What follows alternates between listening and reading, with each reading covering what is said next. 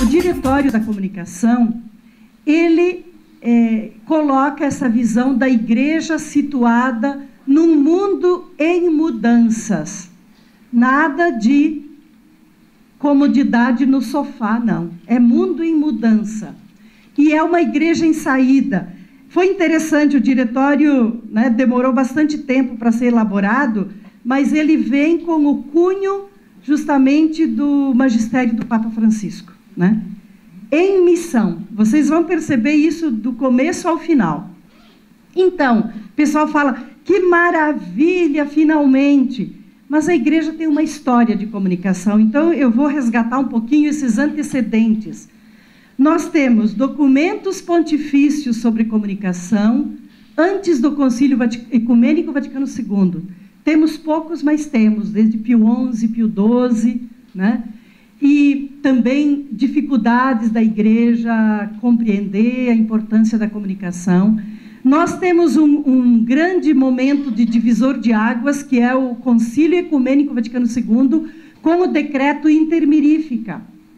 E aí nós temos outros documentos também que falam que é praticamente onde a igreja oficialmente assume para si o direito e o dever de anunciar, de pregar o evangelho pela comunicação. E o Concílio Vaticano II institui o Dia Mundial das Comunicações, sempre no domingo da Ascensão do Senhor. Então ele recomenda, e depois nós temos a cada ano uma mensagem e que nós celebramos, e que a PASCOM tem que ter, como a gente sabe o domingo vocacional, né? A gente sabe o domingo do enfermo, e a gente nem sempre sabe o domingo das comunicações. Então, cabe a nós, né, trabalharmos isso. Nós temos também as conferências da América Latina, as 4 conferências, a última de Aparecida, todas elas têm um capítulo sobre comunicação. Tudo, né, antecedentes. No Brasil, na década de 30, nós temos cartas pastorais. Os bispos sempre estavam preocupados, no tempo era imprensa, então com cartas pastorais, queriam fazer um jornal católico em nível nacional, uma experiência que nunca deu certo, né? 1989 aqui, desculpem, 89, depois nós vamos corrigir, nós tivemos a campanha da fraternidade, comunicação para a verdade e a paz. Então, todos foram passos. Em 97, nós tivemos a Assembleia dos Bispos sobre comunicação, igreja e comunicação rumo ao novo milênio. Nós estávamos nos preparando para o novo milênio, e daí, o que vem, né? A nossa meta na época era uma equipe de PASCOM em cada paróquia, né? Trabalhamos muito, não atingimos a meta, mas caminhamos, né? Ainda, sobre o diretório, o processo foi orientado pela Comissão Episcopal de Comunicação da CNBB, com a colaboração da equipe de reflexão. Eu participei das equipes do diretório desde o início, né? Foram, na verdade, montadas em 3 momentos. Nunca nós chegávamos ao aceitável, né? A que fosse um diretório. Sempre, no início foi Dom Orani João Tempesta, e depois concluiu-se agora já com a presidência de Dom Dimas Lara Barbosa. A necessidade de organizar e ter orientações conjuntas a respeito da comunicação. A Igreja do Brasil, ela sente essa necessidade. E inspiração no diretório da Conferência Episcopal Italiana, que tinha criado um diretório, que nós consultamos muito e que foi inspirador. Só que nós dizíamos assim, nós queremos fazer o nosso diretório, dentro da nossa realidade brasileira, né? Então, esse diretório, ele foi até adotado, traduzido em alguns países da América Latina, mas, de fato, vocês vão ver que o nosso, ele ficou muito interessante, muito original. Comissões que trabalharam o texto, propostas, ampla consulta, quem é da PASCOM há mais tempo sabe que foi consultado, e assim, aqueles textos aceitado, rejeitado e tal. Mais de 10 anos de trabalho, e a aprovação, finalmente, pela CNBB e publicação foi neste ano. Referenciais que seguem o diretório. Isso aqui, na verdade, eu montei depois, porque olhando o diretório, A gente que estuda a comunicação da igreja e que vai, tem uma ampla bibliografia sobre isso. Aí é interessante a gente ver, porque ele é uma síntese. Nós temos referenciais comunicacionais, sociológicos, éticos, políticos, teológicos, pastorais, destinados à reflexão das lideranças da comunidade eclesial e civil. Está no número 5. Referências aos documentos do magistério da igreja sobre comunicação em nível mundial, latino-americano, brasileiro. Então, nós temos continuamente essas referências. Essa carta, a exortação apostólica Evangelii Nunciandi de Paulo VI, que foi, se não me engano, de 75, ela é um pano de fundo. É mais ou menos como hoje Evangelium Gaudium, o Evangelho da Alegria. Paulo VI, na época, sentiu que a igreja precisava de uma ampla evangelização. Hoje o Papa Francisco fez isso com a carta O Evangelho da Alegria. Então ele está sempre de pano de fundo. Documentos e discursos do Papa Francisco são sempre citados também. E também é citado o Diretório Nacional de Catequese, sobretudo quando se fala de comunicação e catequese, e outros. Mas assim, a gente tem de pano de fundo praticamente sempre essas referências. Então, de onde o diretório fala? Essa igreja inserida no mundo. Igreja no mundo, como o Gaudium et Spes do Vaticano II. Nós estamos aí. Né? Eu acho que é de um Papa, um pensamento, uma frase que eu li há muito tempo. A igreja foi feita para o mundo, e não o mundo para a igreja. Portanto, é esse espírito que está aí. A gente tem que se adaptar, a gente tem que perceber as mudanças e agir. Então, de onde está falando? Comunicação e igreja no mundo em mudanças. Não é o tempo da Idade Média, nem do século passado, é o hoje. Né? Comunicação entendida, né, o que é compartilhado, um dom pessoal ofertado ao outro, um dever de todos para com todos e a necessidade de criar comunhão, estabelecer vínculos, promover o bem comum, o serviço e o diálogo. A palavra diálogo, ela está sempre presente, tanto o diálogo no interno das comunidades, como o diálogo com a sociedade. Então, vejam, isso aqui é repetido muitas vezes. A igreja existe para evangelizar. A gente pensa, às vezes a gente absorve de tal forma que não se dá conta. Nós estamos sempre preocupados com o anúncio, né? A igreja existe para evangelizar. Então, o Diretório da Comunicação, aqui é do número 10, ele entende a pastoral da comunicação como um processo dinâmico, dialógico, interativo e multidirecional. Vocês vão ver que agora, tudo que a igreja falava, documento, Etatis 9, outros, de que a comunicação, não basta ter um plano de pastoral da comunicação, a pastoral da comunicação tem que estar em todos os planos pastorais, isso é do Etatis 9, de 92, aqui é retomado assim como um fio condutor praticamente. Então, a pastoral da comunicação precisa ser priorizada nos planos de ação da igreja, em todas as suas instâncias. Então, esse diretório, ele, na verdade, oficializa a comunicação na igreja. Se a igreja teve bastante reticência, bastante dificuldade de aceitar a comunicação, a gente hoje não imagina que essa história, né? Nós também temos bastante resistência nas pastorais, entre as pastorais, para acolher a comunicação. Isso quem trabalha sabe. É um pouco a nossa cruz, né? Mas agora de modo que é uma palavra oficial, que não é porque nós queremos, mas é porque a igreja já aprovou, os bispos aprovaram e está aí.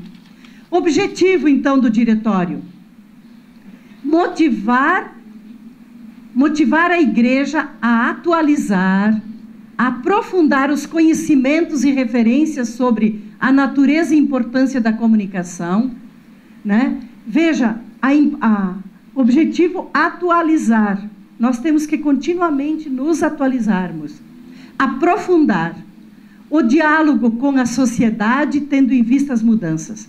Às vezes, certos métodos que nós utilizávamos até 10 anos atrás, hoje não. Não dá, o pessoal já não sintoniza mais. Então, nós temos que estar pensando nisso e atualizando em vista das mudanças. Destina-se, aos pastores e fiéis, a todos, portanto, aos responsáveis pela formação e condução das práticas de comunicação nos diferentes âmbitos da vida eclesial e nas relações com a sociedade. Portanto, vejam que a comunicação está transversal. Não somos só nós aqui da PASCOM os responsáveis, mas nós somos os missionários que precisamos contagiar a todos e fazer perceber que hoje não é porque a gente quer ou gosta, mas é porque o mundo se move pela comunicação, e a pastoral também, e a igreja também. Então, sempre essa igreja inserida no mundo. De onde ela está falando? Ela não está falando da sacristia, tá?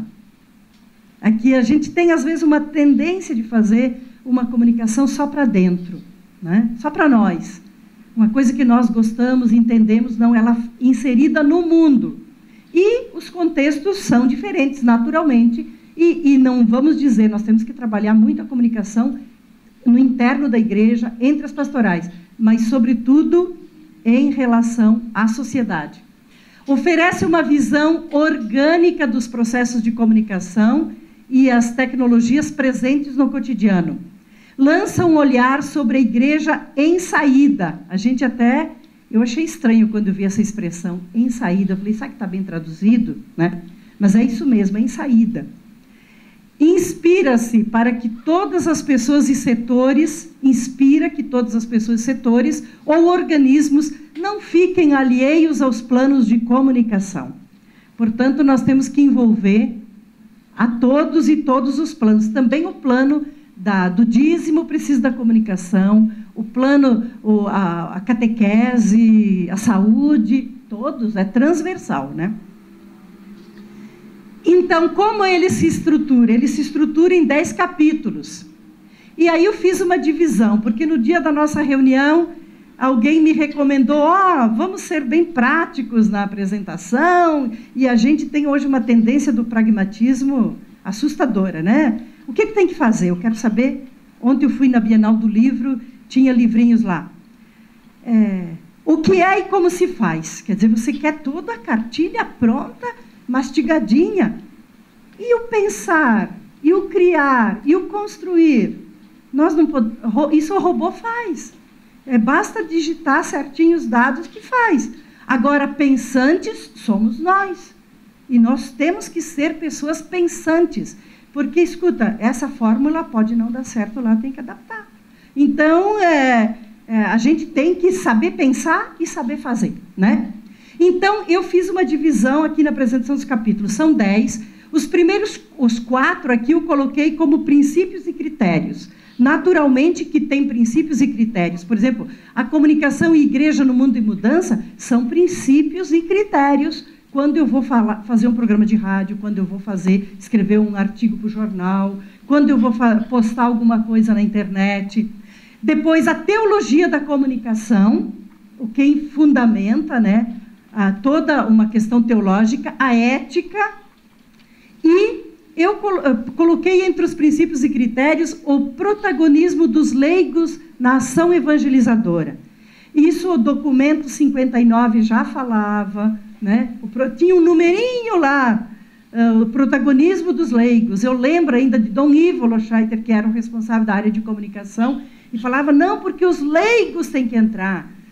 Os padres, os religiosos vão até determinado ponto, mas fermento no mundo, do qual fala o Vaticano II, são os leigos e as leigas. Por isso que é bom ter aqui, sermos essa maioria aqui, né? Depois tem 6 capítulos que eles praticamente eu coloquei como atuação na comunicação. O terceiro capítulo, que vem depois da parte teológica, na verdade, comunicação e vivência da fé, isso aí foi muito debatido, porque se falava, a comunicação, ela sabe, ela mexe muito para entrar em coisas muito certinhas e fixas, né? Então, por exemplo, comunicação na catequese, comunicação na liturgia. Eu até tenho um livrinho sobre isso. Mas, sabe, tem o lado teológico, então ele ficou como terceiro capítulo. Mas ele, na verdade, está na atuação da comunicação, porque é trabalhar a comunicação nessas pastorais, né? Depois, igreja e mídias digitais, que é um momento dos sinais, né, dos tempos agora, a mídia digital. Políticas de comunicação e educar para a comunicação e comunicação na igreja, atuação da PASCOM. Ele vai fechando para justamente a PASCOM. Depois, então, aqui, como se estruturam os capítulos. Quando você pega o capítulo, os documentos da igreja, todos vão por numeração, né? Número tal. Só que depois, quando nós citamos, eu citei a tese que eu estou fazendo, eu citei documentos da igreja com número, a BNT não aceita, tá? Então, se a gente faz um trabalho acadêmico, tem que ter a citação página, tal página, não serve o número, tá? Mas a igreja trabalha com números, toda a numeração. Então, e pistas de ação no final de cada capítulo. Eu não vou reproduzir as pistas de ação aqui, porque elas são bem práticas. Então, tenho depois muitas pistas de ação em cada capítulo. E, no final, um glossário de termos mais novos, assim, sobre comunicação, sobretudo tendo em vista as pessoas mais leigas, que não conhecem mais profundamente, né, a comunicação. Então, começando com o primeiro capítulo, a igreja, comunicação e igreja no mundo em mudanças. Essa constatação de que a comunicação mediada pelas tecnologias faz parte do dia a dia, das conversas, do espaço, do cotidiano da família e da sociedade. Não é verdade que nós temos que hoje, por isso que não tem como você fazer pastoral sem saber o que as pessoas veem, que programa ouvem, o que elas gostam, que novela vem, que história em quadrinhos, que games, sabe? Qual é onde ela transita, porque é a partir de onde você estabelece o pensamento comum. Por exemplo, a criançada da catequese. Onde elas estão para trazê-las para cá? Então, essa constatação de que o cotidiano, quer dizer, é o dia a dia. O que está na mídia está na agenda das nossas conversas, não é verdade? Ou então, se você não acompanha determinada coisa no seu grupo, você está por fora. Então, essa constatação. E a necessidade de compreender profundamente as pessoas e a sociedade na qual se vive e se atua é condição essencial para o êxito de toda a ação evangelizadora. De fato, a mudança que está acontecendo hoje, se nós não temos a disposição de aprendizes, porque às vezes nós falamos alguma coisa que as pessoas não compreendem mais. O que está acontecendo hoje? O padre Spadaro fala naquele livro da ciberteologia. Há uma nova sensibilidade do homem moderno, né, do ser humano hoje. Novas percepções. Então, não basta repetir, às vezes, até jargões da evangelização. É preciso perceber como é que são as pessoas hoje. É condição essencial. E o diretório traz também essa frase de João Paulo II na exortação, no documento que ele fez, foi o último, rápido desenvolvimento. Praticamente é um testamento que João Paulo II deixou para nós de comunicação. A nossa é uma época de comunicação global, onde muitos momentos da existência humana se desenrolam através de processos midiáticos. Ou seja, quanta da nossa comunicação, ela não é cara a cara, não é presencial, ela é via tecnologias, né? Sobretudo hoje, com a portabilidade, nós temos, assim, uma comunicação instantânea o tempo todo, né? Então, perceber e compreender a comunicação, esse também é um critério interessante. Comunicação não se reduz a aparatos tecnológicos. É preciso compreender a comunicação para além dos aparatos da informação, reafirmando o ser humano como um ser em relação de comunhão e parte de uma comunidade.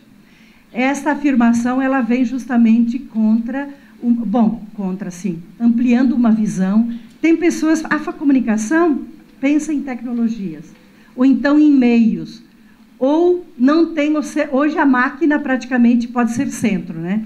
Hoje tem autores que trabalham o sujeito. Quem é o sujeito? Não é só o ser humano.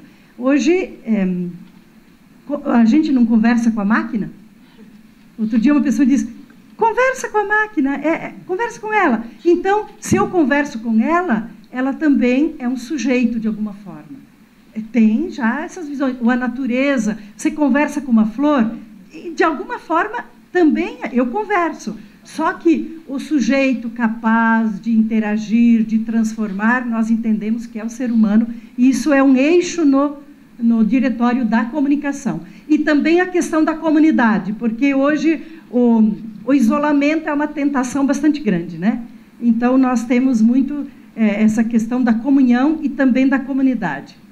E também essa constatação de que a revolução das comunicações afeta de igual modo a percepção que se pode ter da igreja.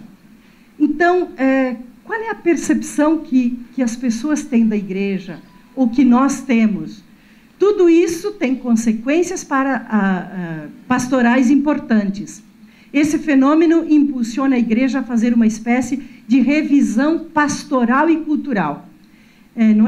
Não é só revisão de métodos, que a nova evangelização ela tem que ter novos métodos, né, novo ardor missionário, mas novas linguagens, mas é também a revisão cultural. Isso é muito novo, porque nós estamos num momento de mudança de cultura, cultura como modo de vida. O nosso dia a dia está diferente. Nós nos modificamos a partir do momento que nós temos uma tecnologia móvel, mas não a tecnologia só de comunicação, mas também os nossos utensílios, a nossa cozinha, muda muito, né? A partir do momento que eu tenho aparatos e outras coisas, né? Outros aspectos, então, deste capítulo do diretório. Então, essa necessidade da revisão pastoral e cultural, inculturar o evangelho na cultura atual, como é que eu posso entrar nesta cultura com o evangelho, espiritualidade e testemunho do comunicador cristão, isso vem vindo, eu estou na rede para quê? Né? Ter presente isso, né? Risco do silêncio social pelas mídias, nós podemos também estar num anonimato, comunicação e o testemunho da caridade, perspectiva ecumênica e interreligiosa e a construção de uma cultura do encontro. Então, sempre com essa figura simpática do Papa Francisco, a cultura do encontro requer que estejamos dispostos não só a dar, mas a receber dos outros.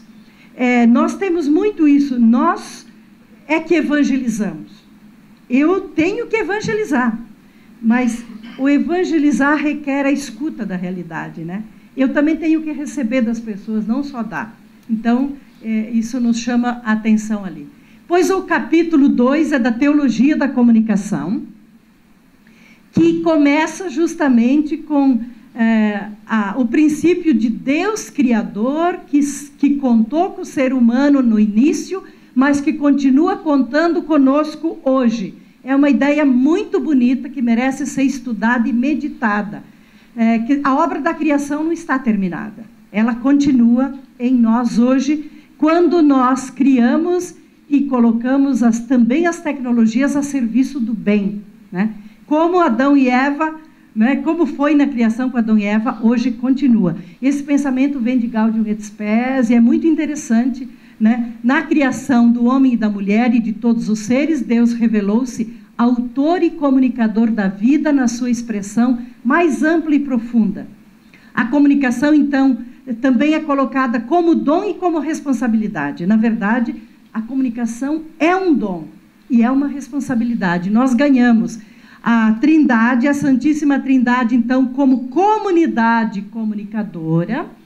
Aí vem Deus que se comunica pelo Filho. Como é que Deus falou conosco? Armando sua tenda, mandando o Filho para que ele falasse a nossa língua. E tem o documento Comune et Progresso, que traz muito bem isso no número 11. Jesus, quando veio, não falou de fora da realidade, ele se inseriu na realidade e falou a partir da experiência humana e do seu povo. E depois,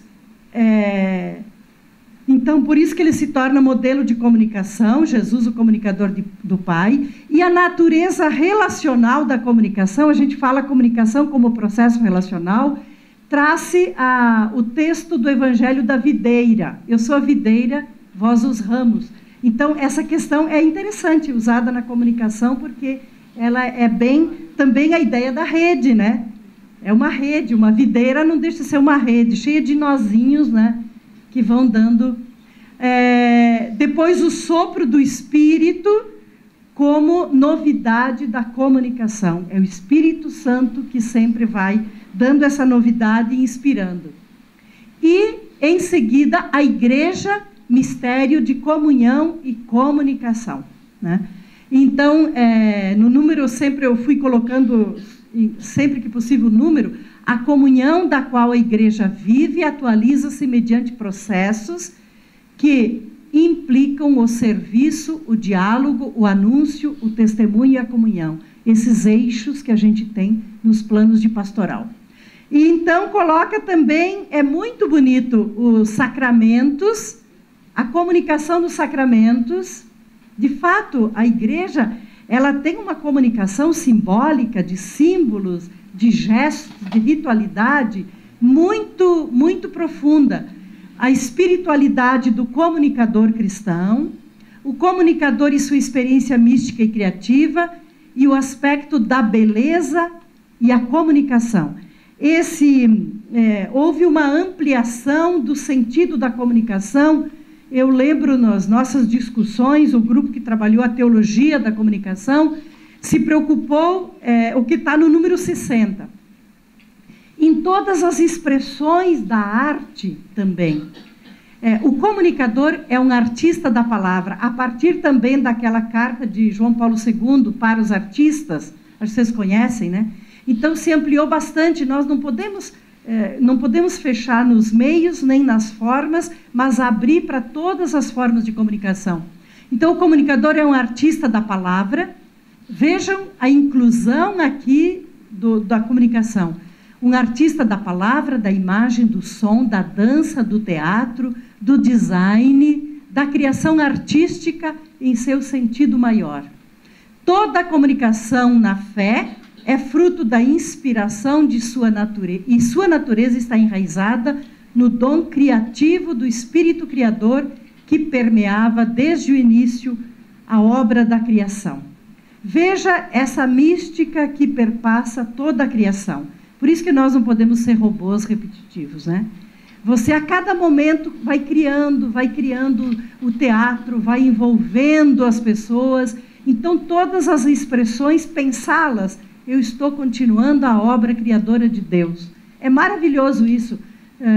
Né? Tanta a música, a arte, tantas formas de expressão que nós temos e que não estão na grande mídia, estão lá na comunidade.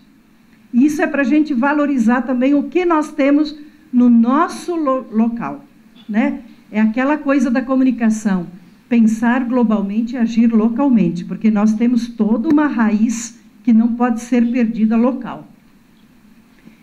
Aí o capítulo 4, ele traz a ética da comunicação.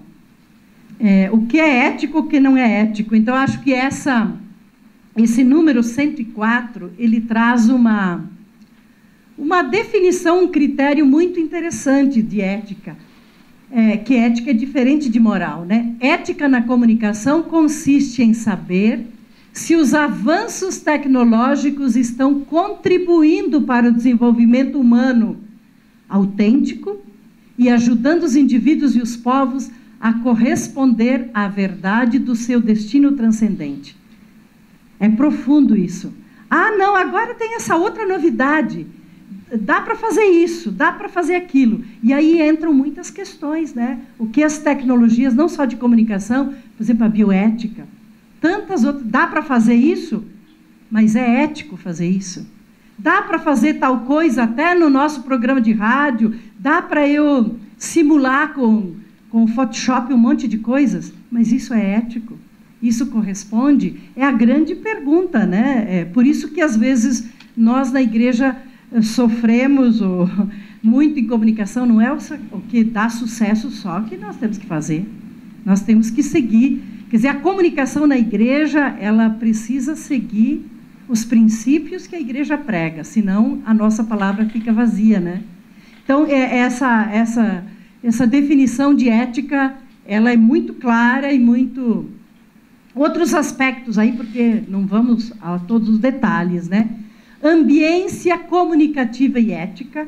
Hoje a gente fala que, por exemplo, sobretudo na internet, a comunicação... A internet aqui também fala-se de mídias digitais, mas também tem autores que trabalham... A internet não é uma mídia, ela é uma ambiência, ela é um espaço de convivência. E se a gente vai ver, reúne todas as outras formas de comunicação, texto, imagem, som, navegação e etc. E conexões, né? A interatividade, a centralidade da pessoa e do bem comum. Isso aí está como princípio ético. Está de acordo com o bem comum?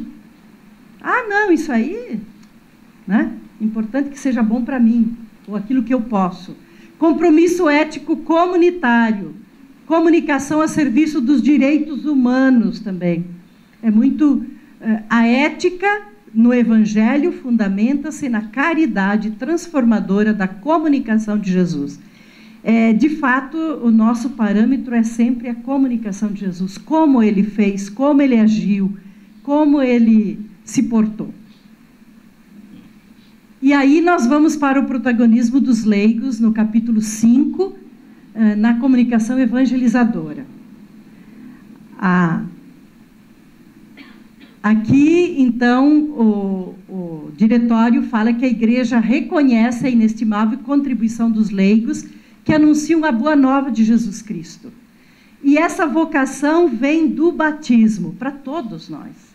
A vocação do batismo é a grande vocação. Depois você é chamado à vida religiosa consagrada, ou então os presbíteros, outras formas, mas toda a nossa vocação a base é o batismo.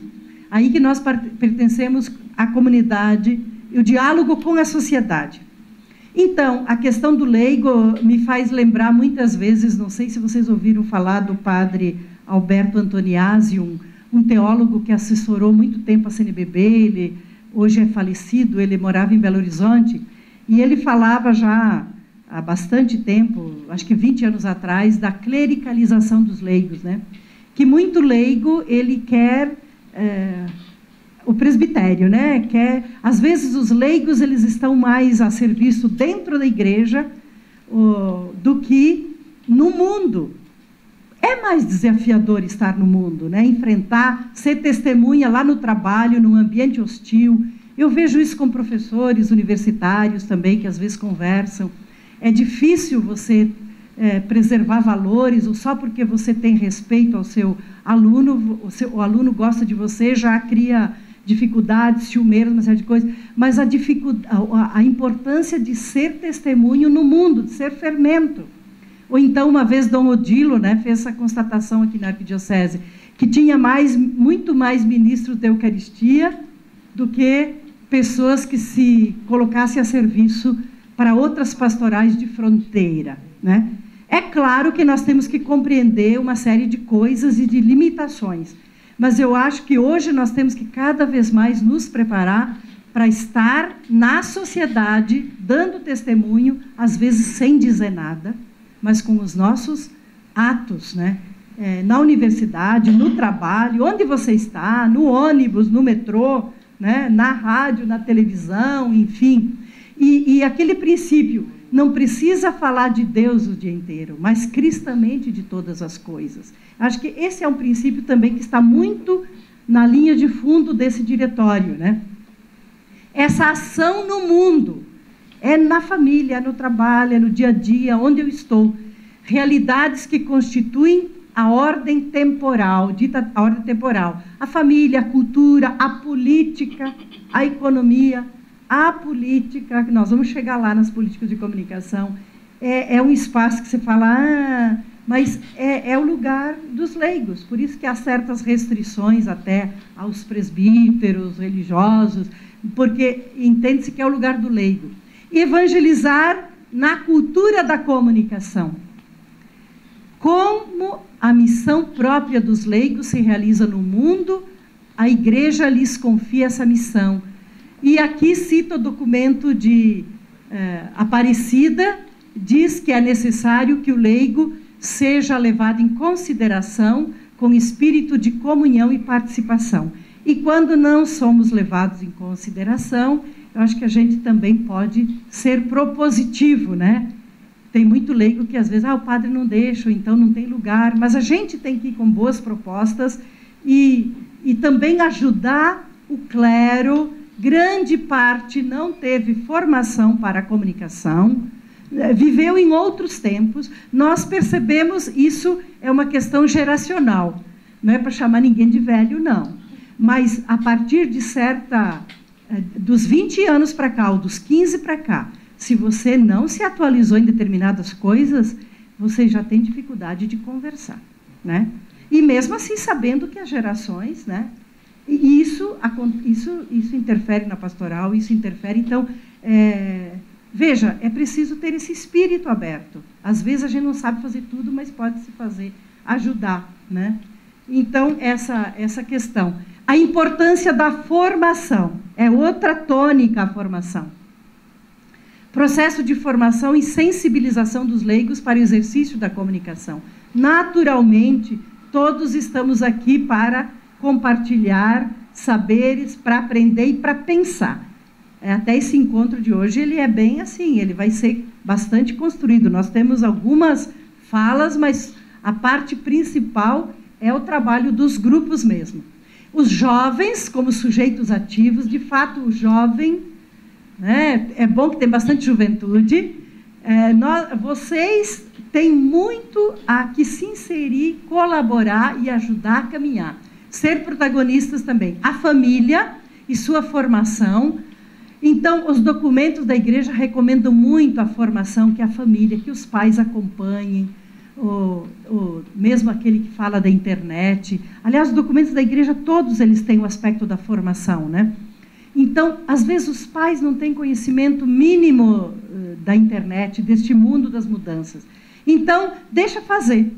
É preciso orientar os pais, mesmo que não conheçam, que dialoguem, que conversem, que ajudem, que orientem, né, para viver neste mundo de escolhas, né, que tem tantas coisas que a gente tem que saber escolher.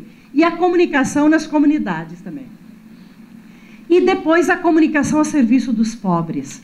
É uma tônica. Se nós temos os documentos, sobretudo da América Latina, de Medellín, Puebla, eles têm muito forte a questão de que a comunicação ela tem que estar a serviço dos menos favorecidos.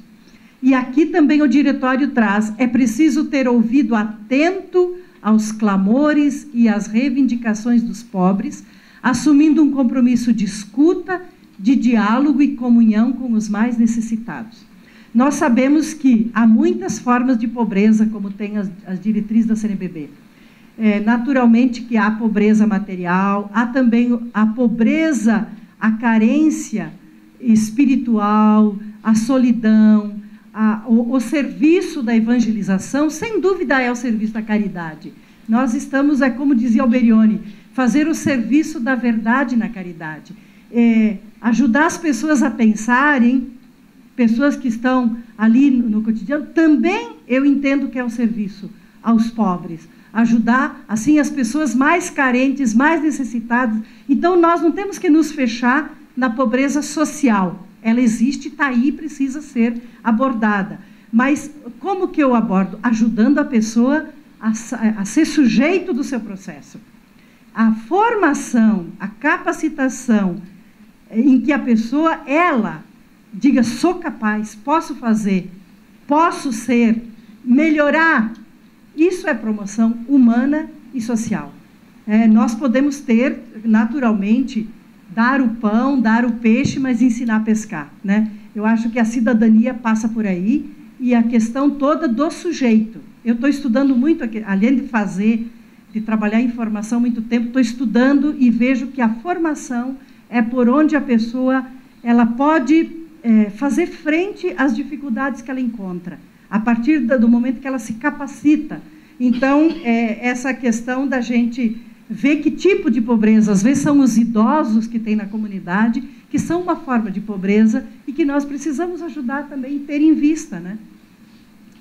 E a evangelização, evangelizar a cultura na missão de enculturar o evangelho na história, em sua caridade samaritana. A igreja tem muito essa ser samaritana, né? E ser aquele que se faz próximo do outro, né? E esse é do documento de Aparecida. Então, de novo, os pobres desafiam o núcleo do trabalho da igreja, a pastoral de nossas atitudes cristãs. Isso também diz respeito às práticas comunicacionais da igreja diante da realidade de pobreza que marca o nosso continente, especialmente o nosso país. Então, essa é uma marca bastante forte que está aqui. Então, até aqui nós falamos dos 4 capítulos em que eu elenquei como princípios, né? A igreja em mudança, a sociedade em mudança, teologia da comunicação, ética na comunicação e o protagonismo dos leigos. Depois, o próximo bloco, nós temos, então, os outros capítulos que são mais a atuação na comunidade. Então, nós temos o capítulo 3, que é a comunicação e vivência da fé. Aí vamos 6, que é igreja e mídia digitais, políticas de comunicação, educar para a comunicação e a comunicação na igreja, a atuação da pastoral da comunicação propriamente dita. Que vejam que a comunicação na igreja é muito mais amplo do que só a pastoral da comunicação, aquela inserção, digamos, na comunidade.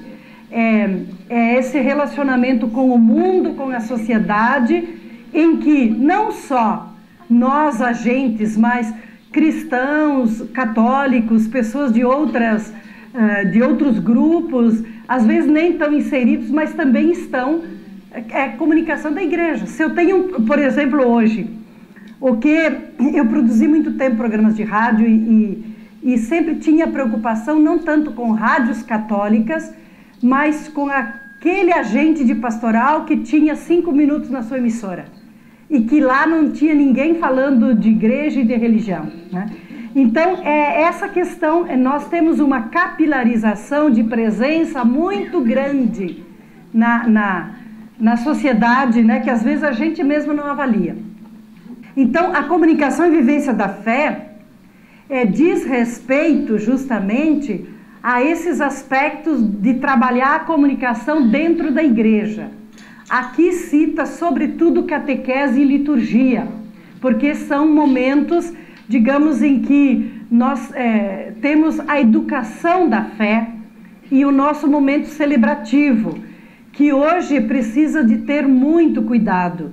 Sobretudo a catequese, né? Ali a igreja de novo existe para evangelizar e sua missão primeira é comunicar boas notícias do reino.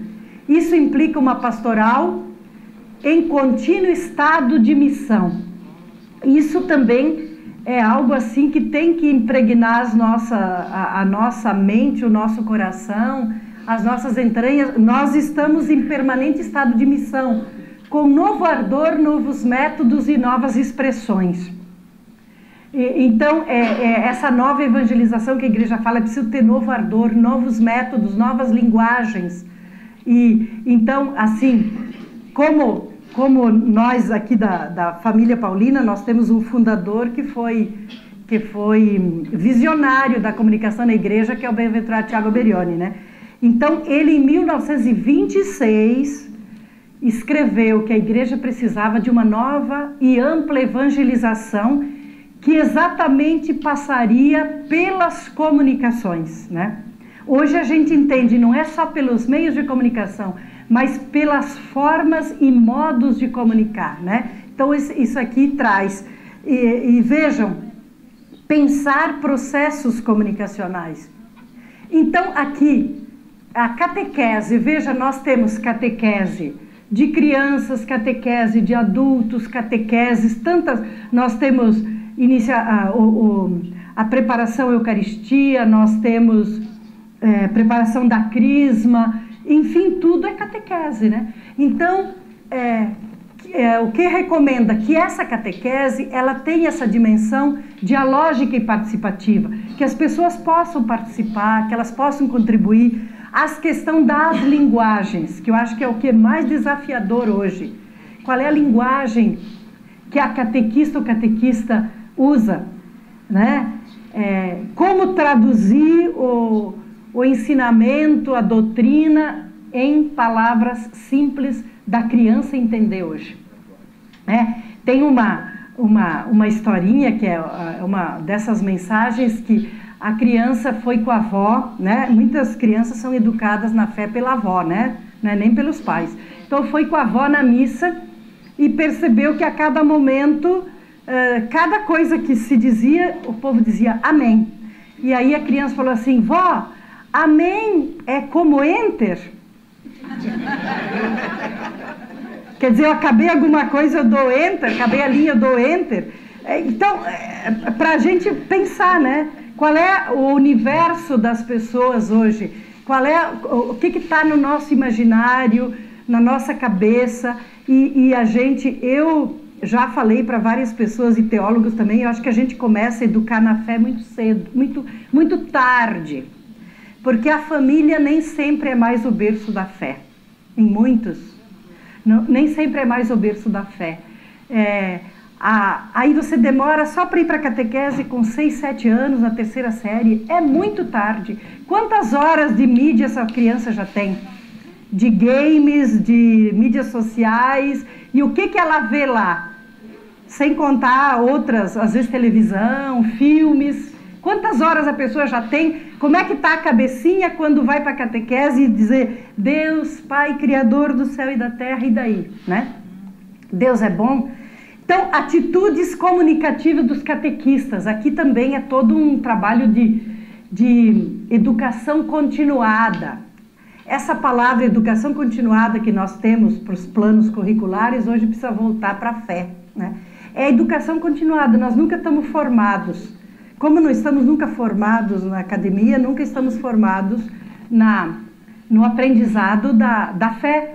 E então, que os catequistas, né, possibilidades das mídias para a catequese. Então, se servir também de recursos, de tecnologia, comunicação para pessoas com necessidades especiais. É muito interessante isso. Como nós tratamos as pessoas com deficiência auditiva ou visual, ou de mobilidade. Hoje tem que pensar nessas coisas, inclusive na acolhida. Então, eu vou dar só pinceladas, mas vocês veem que é o universo, a catequese, e aí a pessoa do catequista, nós temos, em geral, cursos de comunicação na catequese, um dia inteiro, que é muito pouco, né? Mas para falar dessas linguagens. E depois a liturgia, que é a plenitude da comunicação. Na verdade, a liturgia é comunicação, está no documento de Puebla. Então, por quê? Porque nós temos todo um cenário. Vamos pensar assim, comunicacionalmente, as nossas igrejas, comunidades. Nós temos um cenário, nós temos atores que se movimentam, nós temos uma ritualidade, nós temos a palavra, nós temos o gesto, nós temos os símbolos, a música, pessoas, acolhimento, e as pessoas, quando chegam no ambiente, elas já sentem ou não, né? O ambiente religioso, o acolhimento, uma série de coisas. Então, pensar a liturgia também comunicacionalmente. cuidados da preparação, equipe, ambiente, linguagem, homilia, música, silêncio. Aqui também falo de homilia, mas na Carta Apostólica do Papa Francisco, o Evangelho da Alegria, tem 25 números que falam da homilia. Ele dá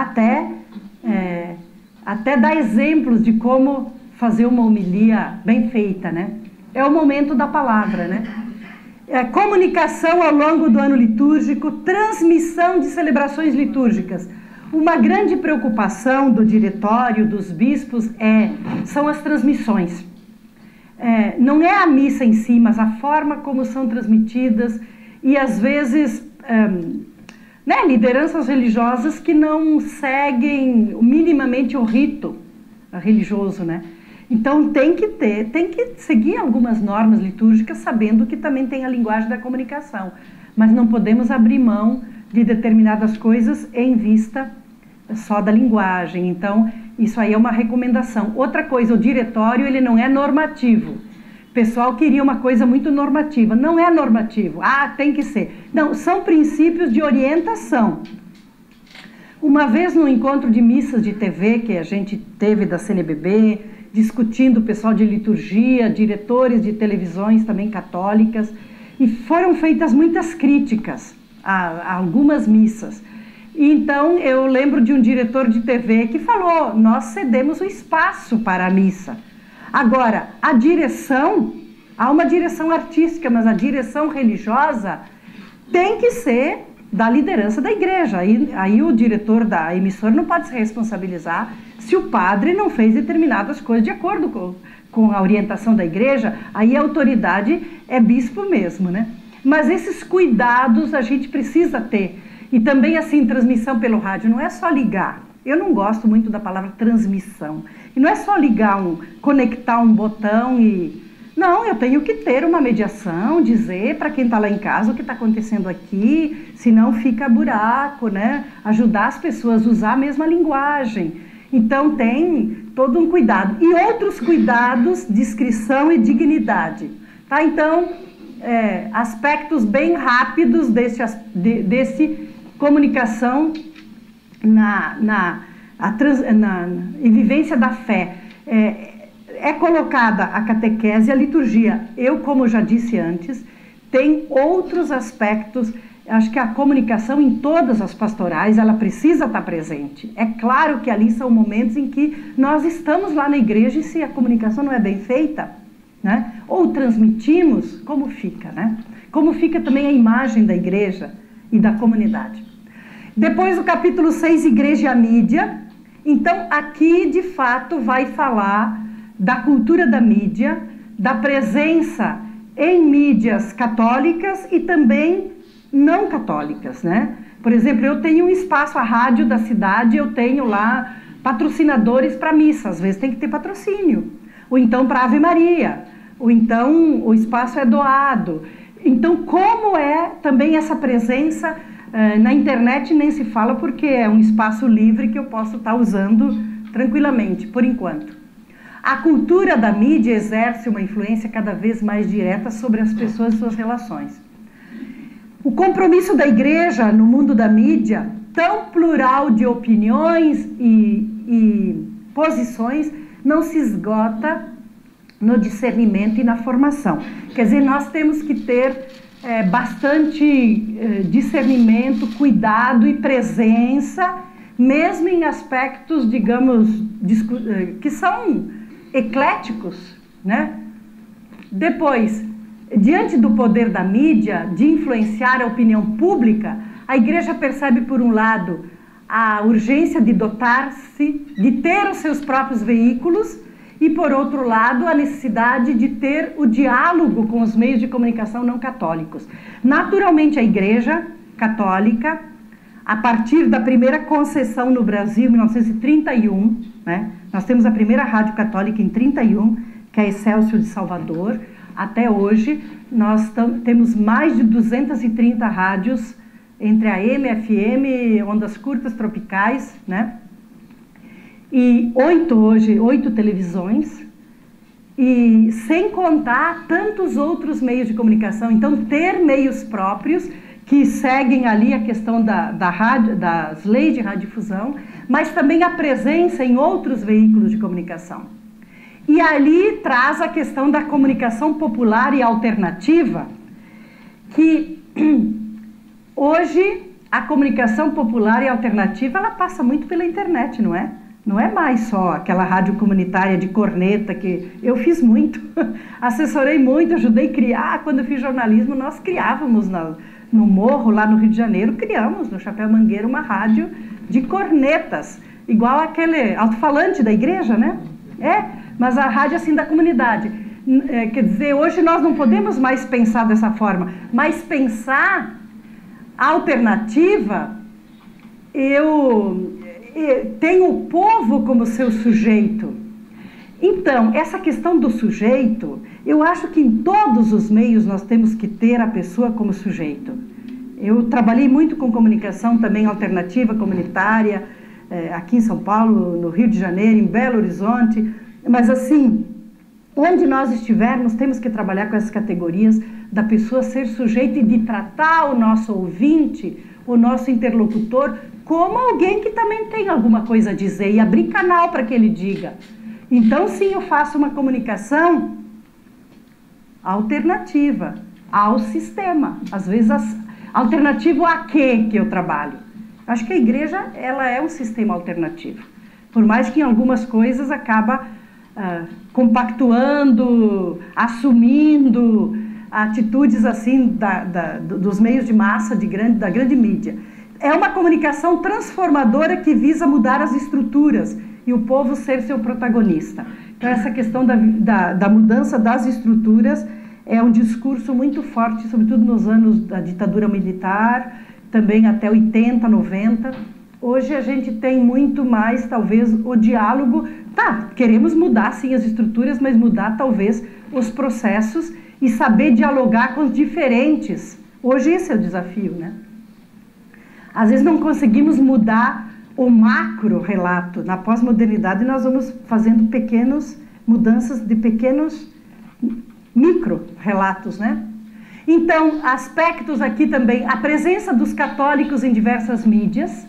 Quantas vezes uma pessoa da comunidade, um católico, tem lá um programa. Formação para produtores, diretores e apresentadores. Formação não só técnica, mas no nosso caso, precisa uma boa formação religiosa. Isso também os documentos da igreja recomendam.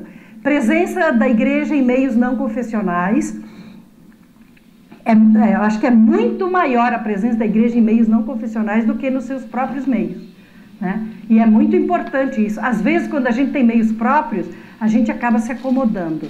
Eu digo isso assim de observar. Critérios, então, para estar na mídia ali, traz vários critérios, por exemplo, sobretudo algumas pessoas têm sacerdotes religiosos e também leigos, quer dizer, tem que ter, às vezes, aquela autorização, não tão jurídica, mas, digamos, tem que ter a garantia de que a pessoa tem capacidade profissional, também doutrinária, porque a responsabilidade na mídia, você passa para muitas pessoas, né? Aquilo que você está falando chega a muitos, então tem que ter conhecimentos nas várias áreas, sabendo que nós nunca sabemos tudo, por isso que nós usamos muito entrevista, fontes e etc., né? Iniciativas midiáticas da igreja. Então, como a gente já mencionou, quem abriu as portas foi o Vaticano II, em grande escala, né? No Intermirífica. Então, vejam de novo a abrangência da comunicação. Pintura, escultura, arquitetura, música como arte, cultura e evangelização. Abre o nosso leque também, né? De dizer, a gente não tem nenhum meio. Quem diz que a comunicação se reduz a meios? É que a gente acaba assimilando um padrão existente, né? Tem paróquias que, como é que vai ter um meio de comunicação, né? Mas tem muitas formas que estão aqui, ó. O teatro, essa antiga arte, antiga e sempre atual. A imprensa. Então, nós temos aqui a fala sobre imprensa, cinema, rádio e televisão. Como diz, merece estudar, porque de fato a igreja tem uma trajetória muito grande na imprensa, o cinema, que veio antes do rádio, e a televisão. E hoje nós temos também redes, organizações, e aqui se fala também das associações de comunicação. Eu tenho uma revista aqui, que acho que tem para todos, depois podia distribuir, todos que quisessem. Essa revista aqui é desta Associação Católica de Comunicação Signes Brasil.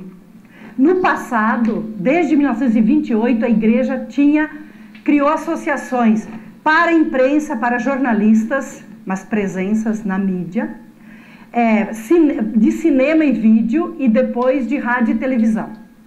A partir do ano 2001, internacionalmente foi criada a Signes, ligada ao Pontifício Conselho das Comunicações, que é o nosso departamento de comunicação do Vaticano, e tem a sua sede em Bruxelas. Hoje ela está presente em 140 países. No Brasil, nós só fundamos a Signes em 2010, porque nós tínhamos as outras organizações de certa forma consolidadas. Então, como nós vamos nos reorganizar? Então foi assim uma reflexão bastante ampla, também junto com Dom Orani, que era que presidia a Comissão de Comunicação. Então se configurou a Signes no Brasil. Em alguns países, mesmo da América Latina, eles trabalham muito com cinema. Falei, é o saldo do cinema, da OSIC, da Organização Católica Internacional de Comunicação. Aqui no Brasil, a gente definiu a missão da Signes assim: animar, unir e congregar todos os meios de comunicação católicos e de inspiração cristã do país e a formação de comunicadores para que vivenciem seu carisma em colaboração em vista de objetivos comuns.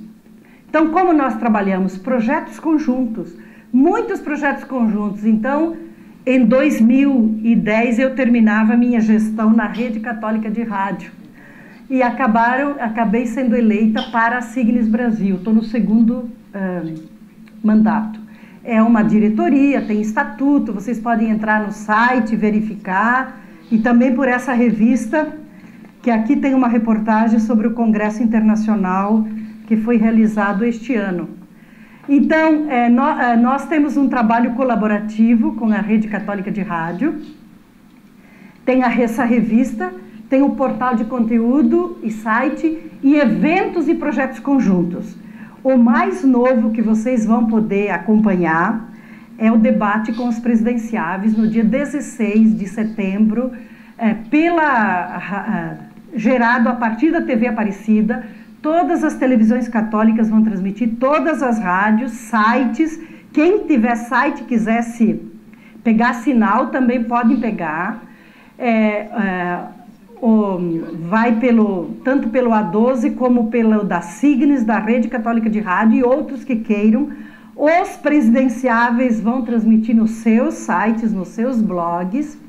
Foram feitas muitas reuniões, inclusive nesta sala, ali embaixo, porque aqui em São Paulo é mais prático. Então é toda uma articulação que nós fazemos junto, pela primeira vez com todo mundo. E então, assim, é um grande evento em que é o debate da CNBB. Então vejam, as organizações católicas, elas estão ali, trabalhando mais na sociedade, mais em comunhão com a CNBB. E também, ontem, eu dediquei o meu dia quase todo também para nós, por exemplo, a necessidade de participar de fóruns, de comissões.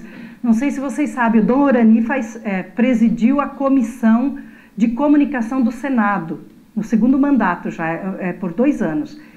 Depois, nós devemos ter o e-mail, se quiserem a gente passa a lei, alguma coisa para vocês.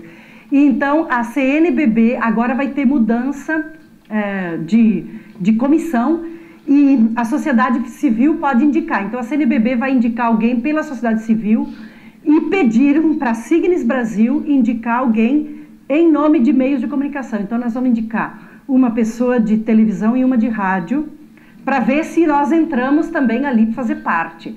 Mas assim, o debate hoje é ferrenho. O território conquistado, ele assim, hoje está em revisão. Sobretudo,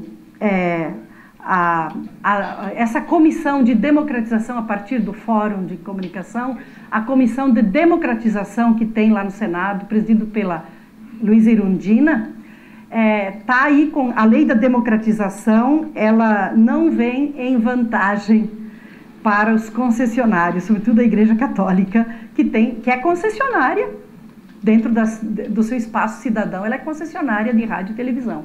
E, então, eles estão privilegiando meios comunitários, e nós queremos também os meios comunitários, mas queremos também nos manter nos concessionados. Então, é uma discussão bastante grande que está aí no cenário, que também a Signis faz. A próxima reunião das TVs, que nós vamos ter, TVs e também a diretoria da RCR, nós vamos discutir essa questão da democratização e os nossos posicionamentos.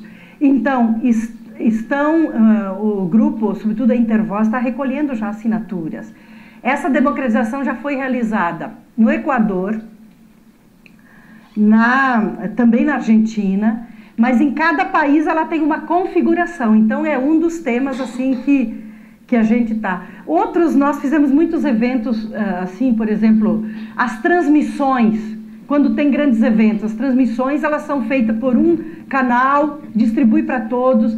Por exemplo, a Igreja na Amazônia foi uma equipe. Nós vamos ter agora em setembro em Brasília, primeiro encontro da Igreja Pan-Americana. Pan-Americana, então é a Amazônia brasileira e a Amazônia latina. Tem uma equipe da RCR, da Signis, que voltaram ontem de um encontro no Peru, justamente pensando a comunicação para a questão da Amazônia. Então, muitas coisas, depois outros eventos de formação, nós refletimos, por exemplo, sobre produção de conteúdos. Hoje há um compartilhamento de conteúdos, não é novidade que todo mundo luta pela sobrevivência de jornais, de revistas, de rádios também. Então, tem muita produção, o pessoal tem reuniões, e produzem e disponibilizam um para o outro, pautas conjuntas.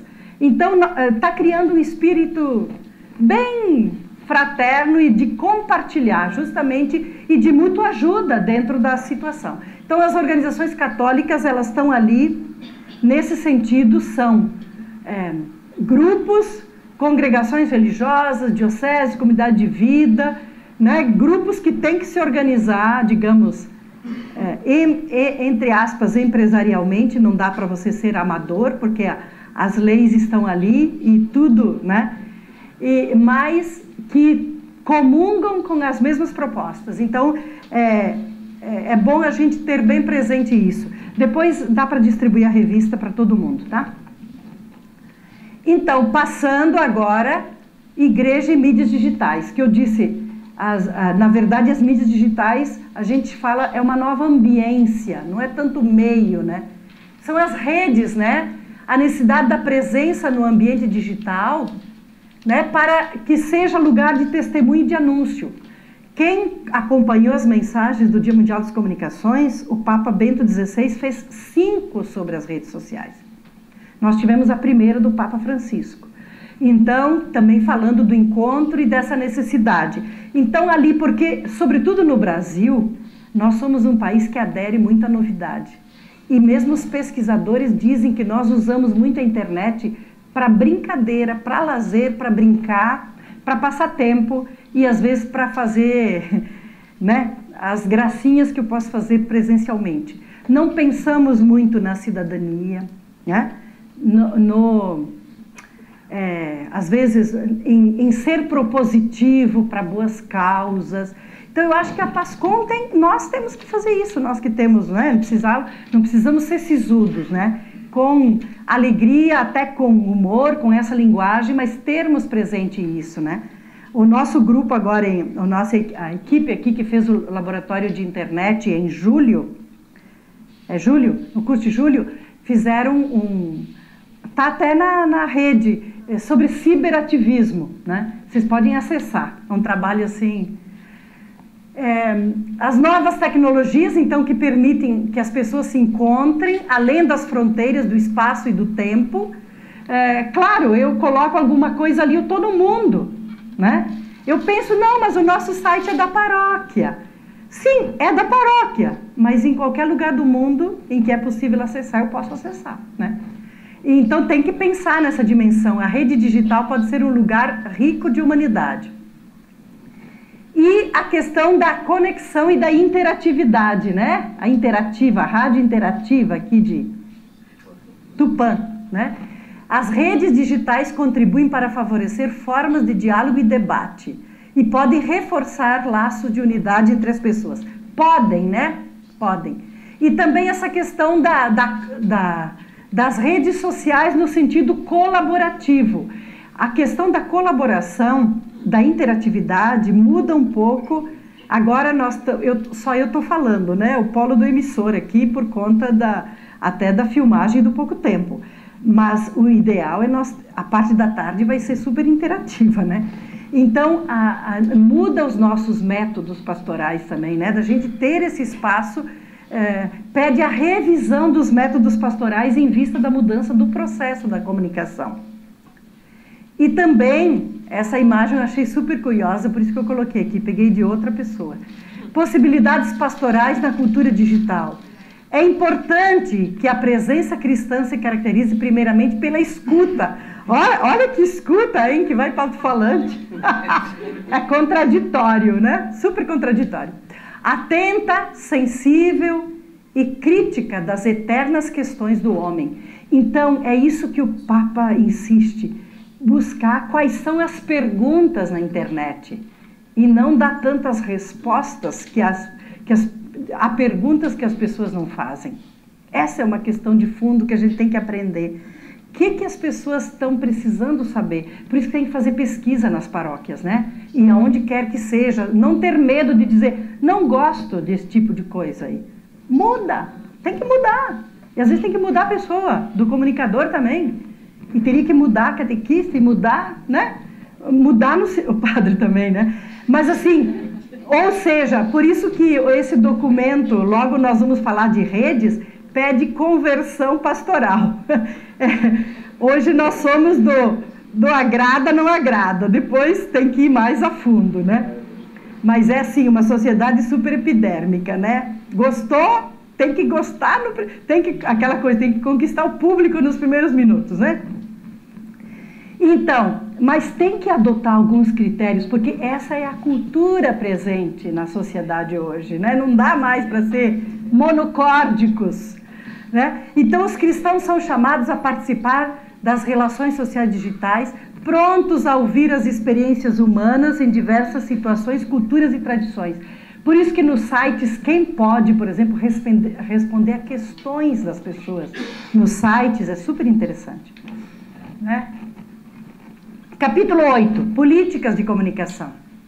Então, o capítulo, eu vou dizer já, as políticas de comunicação, da forma como são tratadas aqui no documento, no diretório, são políticas muito ligadas à sociedade, a concessões, a questão política mesmo do governo, a como a igreja vai lidar com isso. Ele não trata de políticas internas da comunicação da igreja. Isso é políticas mesmo na sociedade. Então, todos os canais disponíveis representam um bem público entregue temporariamente a determinados beneficiários que devem prestar contas dos seus atos. E a igreja precisa estar presente nesses debates em torno da revisão dessas políticas. É o que eu acabei de falar sobre a democratização. A cada 10 anos se renova a concessão das TVs, não, 10 e 15 das rádios, né? A rádio é 15, né? Ou é 10 também? 10 também. 10 também. Então, há toda uma questão ali de critérios que estão mudando agora. É ali onde a igreja precisa estar presente. Políticas públicas de comunicação na Constituição do país, liberdade de expressão, isso também o Intermirifica traz, a contribuição da igreja para o debate sobre políticas de comunicação, e gente precisa estar no debate, debater, criar fóruns junto com as universidades, com grupos, a igreja puxar debate, pega lá o contrário, vamos debater. Não é importante se manter Eu acho que hoje a pastoral universitária ela deveria estar muito nessa questão do debate, né? Construção de uma prática alternativa de comunicação. Naturalmente, o que nós percebemos hoje na comunicação popular? Nós reproduzimos muito o padrão. Eu olho, como tal repórter se porta, eu faço também. Como tal, que modelo é o jornal, que modelo é não sei o quê. E a gente não inova a partir, né, de nossos princípios. Política de comunicação no âmbito da igreja, mas é como a igreja lida com o poder público, né? Compromissos derivados de concessões por outorga, né? Então, fui rápida porque, de fato, todo mundo vai ler e estudar em casa depois. Educar para a comunicação, esse é um capítulo que se centra bem na necessidade da educação. Quem precisa de formação, gente? Bispos, presbíteros, é o nome que se diz aos padres, né? Diáconos, religiosos, religiosas, liderança de comunidade. Hoje faz parte da cartilha da formação estudar comunicação.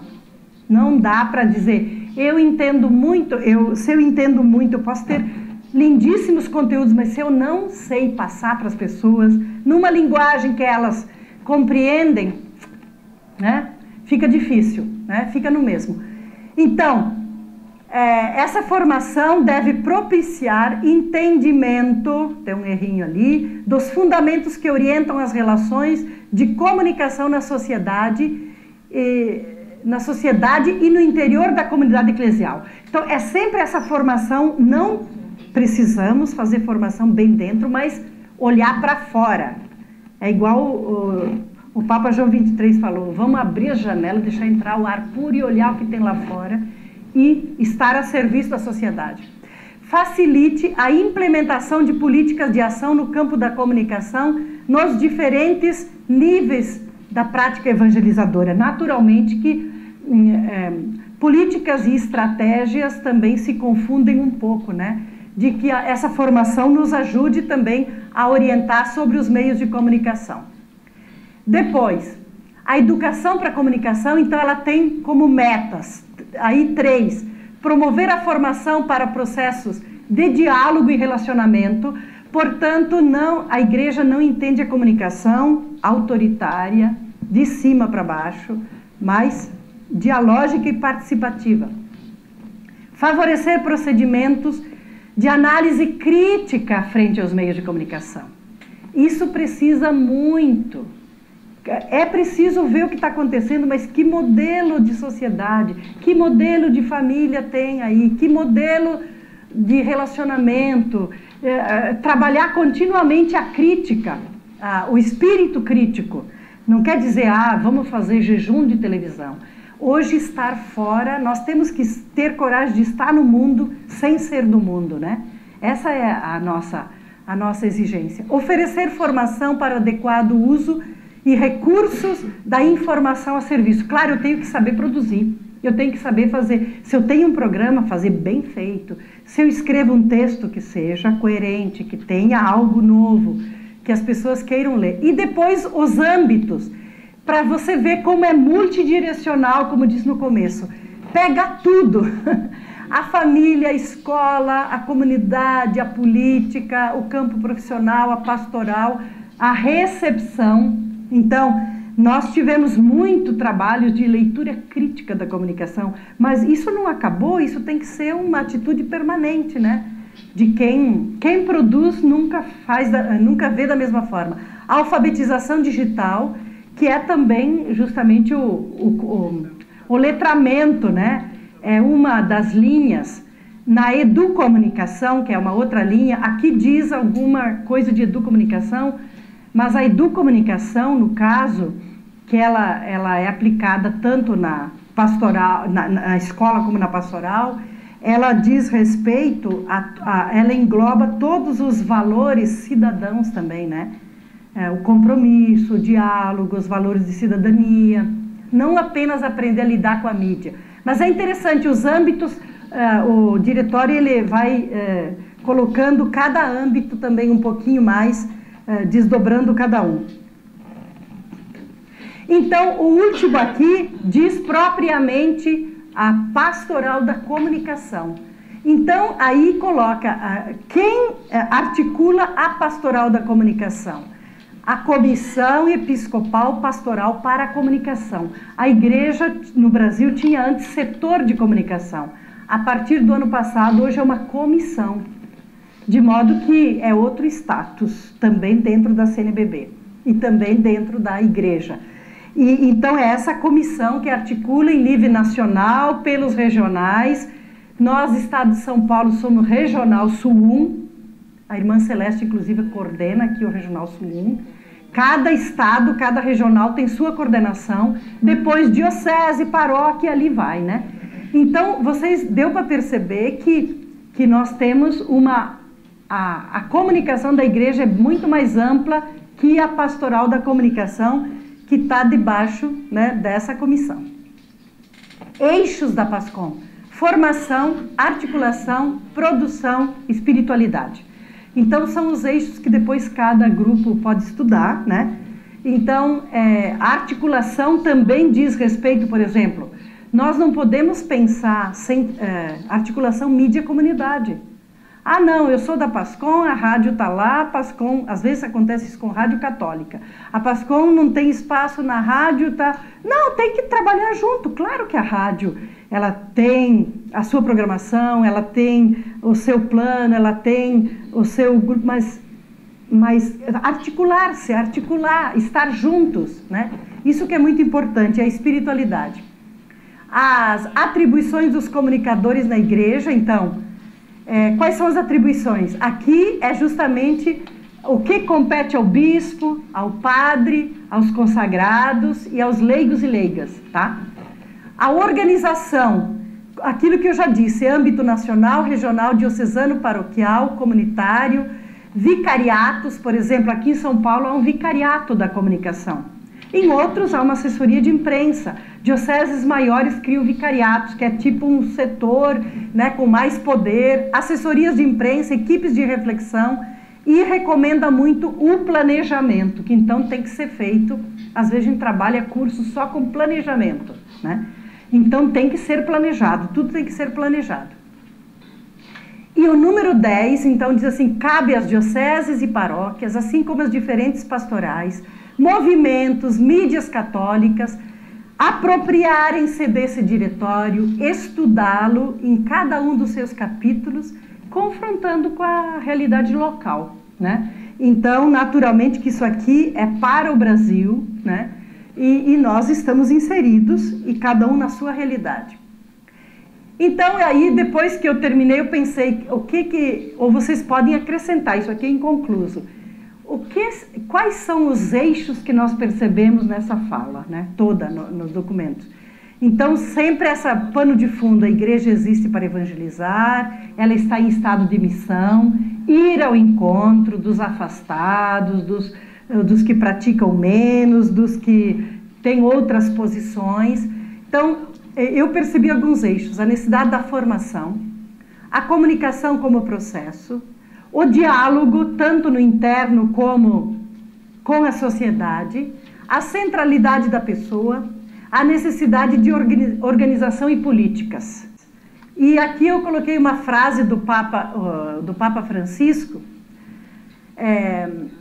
do Evangelho Gaudium, né? Um diálogo é muito mais do que a comunicação de uma verdade.